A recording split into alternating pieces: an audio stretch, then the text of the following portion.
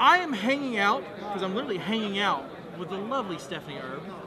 Yes, very, very lovely. And you've seen her. She's been in everything. She's been in Bones, my favorites, Weeds. You've seen it in our Star Trek, so some of our fans know from both Next Generation and Enterprise. She's also, what else? There's so True Blood, and most recently Ray Donovan. So you're everywhere. You're the epitome of the working actress. I'm the a working actor. actress, Excuse me, thank God. working actor. Let's get the terminology I'll right. take either one. So let's talk about Ray Donovan, which has just been airing recently. How did this all happen for you? Well, I just, it's an interesting story about the audition because I was originally told this character, Helen Miller, who's a fish and game commissioner. Right. So you think politician, maybe she's sort of stodgy. I got the description of the character was sexy and zoptic. So I was like, okay, I can do that. I'll wear the push-up bra, go that route. Every time I have those auditions, I do the same thing.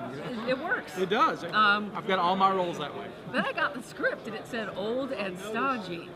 So I'm like, I'm not sure what that means. So I decided on something. And then before I left for the audition, I got a call and it said, casting wants you to go earthy. Be earthy. So here I've got sexy, zoptic, old, stodgy, and earthy. I didn't know what to do, so I set put up on a dartboard and just throw which one I'm going to be. Basically, that's what you do. I put on a flowery skirt and a shirt with some cleavage, and I went, I don't know. And I got there, and there was every kind of type of actress imaginable was there. People I knew, people I'd never seen before. Right. And I just went in and I wanted to make it interesting. So that was my goal, not to try to be any of those adjectives, but just to be interesting and fun. And apparently I booked it.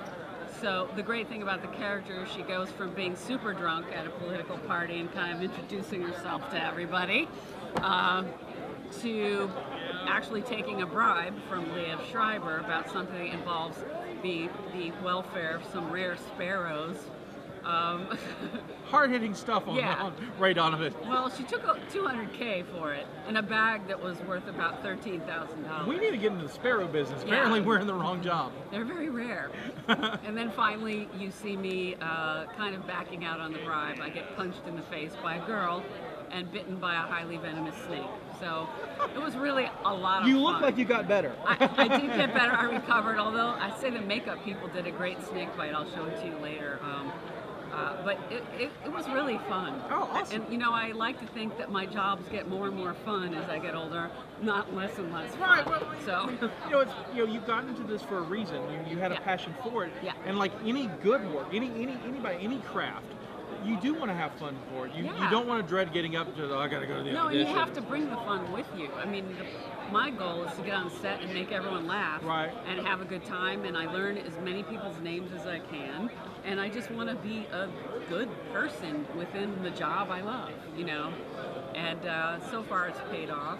I have a lot of goals though. Right. A lot of goals yet to attain. Yeah, well, so some of those goals are my favorites okay, too. All right. I'd like to be in a Western. That's one. Maybe, come on. I'd like to do a guest star on Doctor Who. Stephen Moffat, if you're watching, I know I'm she American, would be amazing. But We'll take her. She'll take her. I'll pretend to be British. I'll divorce my husband and marry a British guy. I don't know. I don't know if you want to go that far. I know. People have been cautioning me not to get too crazy. Right. But it really would be a dream come true. You could be an expat for a little while. I could. And I have to say, I never thought I'd do a Star Trek episode because I was a Trekkie as a kid. Right. And the fact that I did one kind of blew my mind. So you never know what can happen in the world. And you did two. You did the episode of Next Generation and of course you did Enterprise. And so tell us a little bit about that. Okay. You're I know you. Well, I didn't finish my goals. Oh, yeah, sorry. We'll go back to the I want to do a single camera comedy a la Parks and Rec or The Office, something like that. She would be amazing at it. And I'd like to do a sci-fi movie. And I'd like to do a Victorian film. That's all I asked. So what we really need to do is put you on Doctor Who so you can do all of those things. Well, really, that's why I like Doctor Who. You can go anywhere and do anything. Well, Doctor Who has that variety. So what we need to do is we need to create a show for you that you can do all these Would you fun. do that? I would totally do that for you. Yeah, okay. I would totally do that. So you heard it here. Yeah, so next month our Kickstarter is going to start. Yeah. We're going to Stephanie a show she's going to be an awesome Doctor Who Dr. Where? Dr. What? Dr. What? But then your other question was? We were asking so many, so we can go on to, we can talk a little bit about Star Trek. Yeah. Well, that was my first TV job, Star Trek Next Generation. I have to say, actor baby. yeah, I was brand new to on camera. I was somewhat terrified. I had the earliest call I've ever had for a set, which was 3 a.m. because the makeup and hair takes so long. Right. They're very specific in but what I they have look. to say, the cast was lovely. Patrick Stewart, Marina Sirtis, Jonathan Frakes, everybody were lovely. And, you know, despite my terror, because I come from theater, so I was afraid on camera if I moved my face too much, I would look like I was overacting horribly. So I got a little afraid to move my face, you know. It's sort of like I had Botox everywhere. But, you know, I relaxed eventually. I kind of watched Patrick Stewart a little bit because I watched, like, he would yawn before close-ups, and I thought, that's smart. I'm going to do that too. But for the most part, I think I made it through okay, and I got beamed up. That's so cool. I have Yeah. not been beamed up yet. So Yeah, that's actually on my list. That's on my list. I got a green screen around here. You can do it. Yeah, if you can totally do that. When we do have a green screen at the network, so maybe we'll be beaming up. Working on beaming up next year's budget. Next year's budget. You know, you said something interesting, and just personally for me to know, so when you're auditioning, you're in that room while you're waiting. Yeah. The atmosphere with, because you're right. There's people that you know and be all kinds of varying parts in their career. Yep. You know, some up, some way back, some on the boomerang, All over the place. What's that atmosphere like? Is everybody just in their zone, or is it? Well, you know, it totally depends. I will say that when I first got out there and I was in my 20s, and it's lots of super beautiful girls, and people have more at stake because they think they have to do stuff now and get that role. Right. And so I think people tended to like be standoffish and concentrate and maybe try to psych people out by talking about all the gigs they've done. Right. I never did that. I've made some of my best friends by just jabbering at them at auditions. Right. They're my best girlfriends, like Lisa Waltz, who was in My So-Called Life, Yep. and a bunch of people that are my friends are from auditions. Now, the longer you do it, the more everybody's just your buddy. Right. You know, it's like you hang out. It's a plus if you get a hug from somebody you love at an audition, because you might not get the job. So Right. at least you got a hug. Right. You know. So I just try to be kind. I love to make people laugh in audition waiting rooms. In fact, that would be another dream, is to have a TV series about audition waiting rooms, where I just do stand-up in the waiting room, you know, because I kind of do. Like warm up in a sitcom, you know, just Yeah, exactly. warm But up you the know, and audience. some That'd be good. actresses are like, they need to focus. Right, So I if need to I'm be babbling, seen. they go, excuse me, I'm going as far away from you as possible. I And need to that's be okay. that deranged nurse right now. I need to Yeah, go over and every here. once in a while, if you have to play a role where you have to sob hysterically, or you don't want to be cracking jokes, even though sometimes I do, but I will often nowadays I will try to get quiet and focus, because I want to do the best possible job I can. Right. But yeah, most of these girls are my friends now. We've been asking people about their favorite hobbies and how they got into their hobbies and how they got into what they, because especially with the cosplayers, how cosplayers get started. Yeah. With the miniature, there's a lot of stuff, great cosplay going on, and a lot of great miniature work, a lot of great hobby stuff. But for you, you've kind of turned this into this, this dream into a working career. How did this all start for you? Well, I have to say I was a very good student. So deep down, I wanted to be the bionic woman or something. Right. Exactly. But I was really good at school, and that was what I identified with. So my teachers would say, you should be a lawyer, you should be a doctor, you're smart, And I did like biology, I liked the science world, which is why I was sort of a sci-fi person. So I even went to college to be a doctor. I was a pre-med, and I have a biology degree and an English degree. But deep down in my heart, I always wanted to be an actor. I had done plays, Right. At local, kids theaters. I'd taken some classes, and I really felt at home on stage. I used to sing a little, but then I got stage fright where singing was concerned, so it turned into acting. And I still might have had stage fright, but I fought it because I really liked it, and I liked words so Right. much. So I auditioned for the theater department at SMU, which is in Dallas, Texas. Very good theater department. And I thought, if I get in, I'm going to take that as a sign that I should do this. If I don't get in, I'll just go be a doctor and happily ever after, or whatever. Well, despite the fact that my knees were shaking uncontrollably during the audition, I got into their theater school, and it was quite amazing. Do you remember what you auditioned with? Yeah, I sang Adelaide's Lament from Guys and Dolls, which I was scared of singing. Right. So to that I really had to play a character to get through it. I forget what my Shakespeare piece was, probably Lady Anne from Richard III. Mm-hmm. And then I did a Christopher Durang piece called Identity Crisis, the part of Jane. Very twisted. Big fan of Christopher Durang. Yeah. So, and I was thrust into this whole world of theater people, and I loved them. So, you know, I went through that program, and I just decided I was going to go to New York and do theater, and then see how that treated me, and then go from there. And I did a bunch of theater all over the country, and then I saved up enough money to move to LA.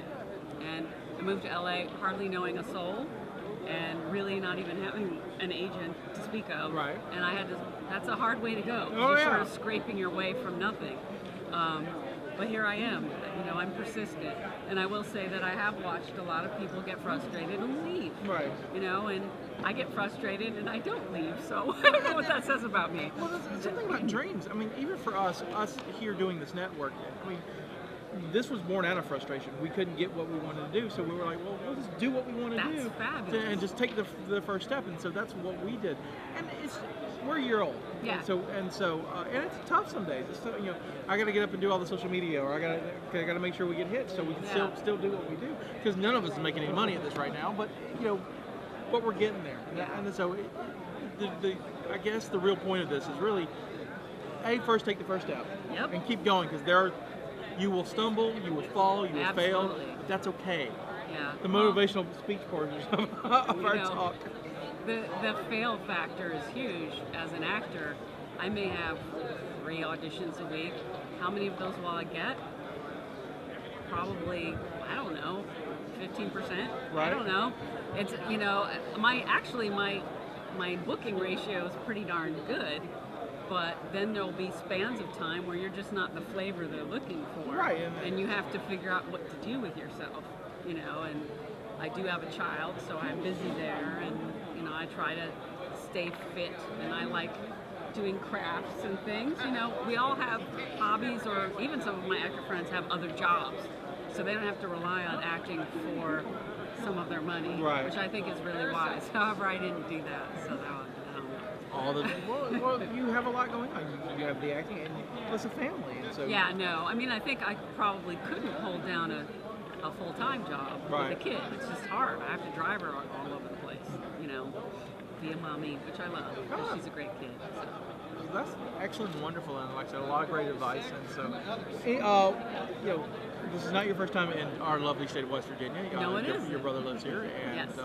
But I'm so glad you got to come and see. I am too, because it's a beautiful state. It really gorgeous is. State. Right now, because in LA, there's no water, so we don't have fall. I don't even think there are animals left anymore. So West Virginia has. They all came here. They came here to get some water. Right, they needed the water. They'll come back eventually. But it's seriously, the fall in West Virginia is a beautiful thing. That's good. I'm glad you got to see some of the color changes, and so I hate that you'll have to leave and you'll just be sad. And so, Alicia, hopefully you take some pictures. Sure, go ahead. No, I said hopefully you got to take some pictures. Oh, take some pictures. Oh yeah, I did. Yeah. I got a really good one of a beautiful mountain and a chicken that I rather love. Mountain and chicken. You'll see that on Twitter soon. I gotta get better at twittering though. I'm not a good tweeter. Yeah, that's where it's at. You got to Twitter and Tumblr. That's what we're learning. And so, projects you got coming up. Where can we find you next? Well, basically, Ray Donovan will be rerunning. Well, lots of Ray Donovan. So, but if you go to there are 2 things you can do. Go to my Facebook actress wall every time I'm on TV, which I'm usually on TV twice a week. Right. Or something, because my reruns keep going and things that are current keep going. So Busy that's lady. how you can watch stuff like that. And I also love it if people like me on imdb.com. This is my name. Because apparently apparently that's important. It is important. Well, they are looking at that. I'm trying to go with the flow with the cyber stuff. It's funny because even in what we do, we do these conventions and talk to a lot of people, but we have to book these things too. Yeah. And so it's like, so what are your Twitter followers, or how many listens do you have? They want to know that They stuff. want to know that stuff. And if you don't go with the flow, you get stuck behind. Right. So. I mean, I also have a website too where I list on my news page everything. Right now, Charcon is on there. Yeah. So. Well, we'll have that all so we can know where to find you. That's cool. You have the thing. Yeah, well, we have the thing. The thing. That means Scotty put the thing there. The lower third. Well, thank you, Stephanie, for hanging out with us. It's a wonderful, great time, and you'll definitely see her like 3 times a week on your cable. So she's around, and definitely check out Ray Donovan, one of my favorite shows. And we'll see you soon. Bye. Bye. Nice to meet you.